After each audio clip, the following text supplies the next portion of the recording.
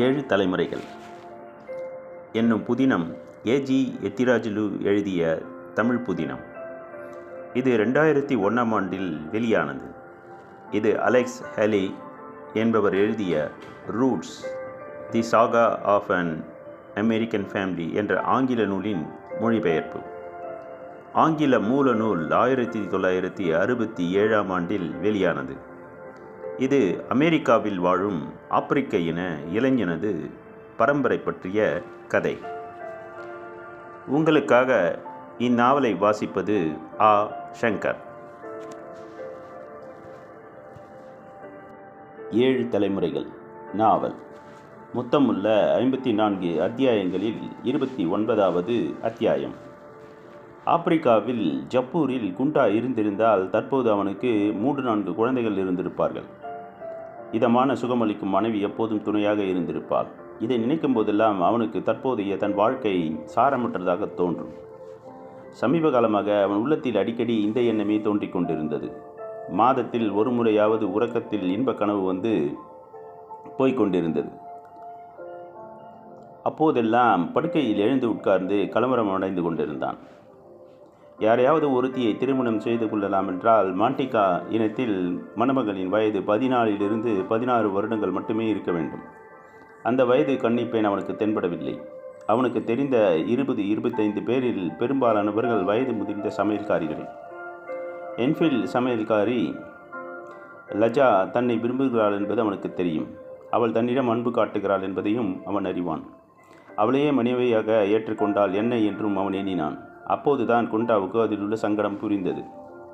அவர்கள் இருவரும் வெவ்வேறு துறைமார்களிடம் வேலை செய்து கொண்டிருக்கிறார்கள். எந்த துறை யாரை விட்டு விடுவார்? ஒருவேளை கல்யாணமானாலும் அவனுக்கு தனிமை வாழ்க்கை தப்பாது. வேறு யார் இருக்கிறார்கள்? எவ்வளவுதான் சிந்தித்தாலும் அவனுக்கு எந்த பெண்ணும் ஞாபகத்திற்கு வரவில்லை. தூக்கம் வராமல் அவன் படுக்கையில் அப்படியும் இப்படியும் புரண்டான். அப்போது குண்டாவுக்கு திடீரென்று பெல்லின் நினைவு வந்தது.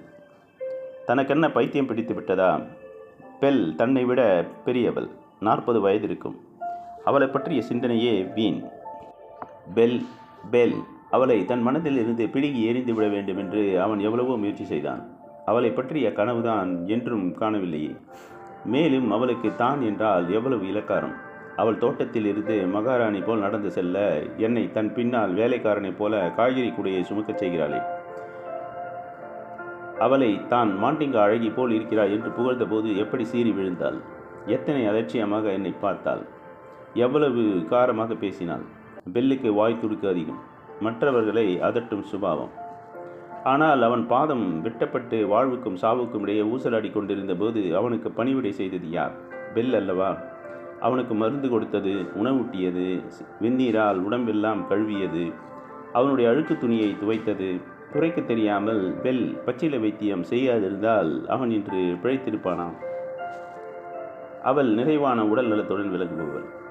அவளுக்கு தெரியாத சமையலே இல்லை. அவள் கைச்சமையல் அமுதம். அவள் தன்னை அன்பாக பார்த்த போதெல்லாம் அவன் தானே முரட்டுத்தனமாக நடந்து கொண்டான். அவன் உள்ளத்தில் அவள் உருவம் காட்சியளித்தது. ஒரு நாள் பிடிலையாவுடன் தோட்டக்கார தாத்தாவுடனும் பேசிக்கொண்டிருந்த போது பெல் பற்றிய பேச்சு வந்தது.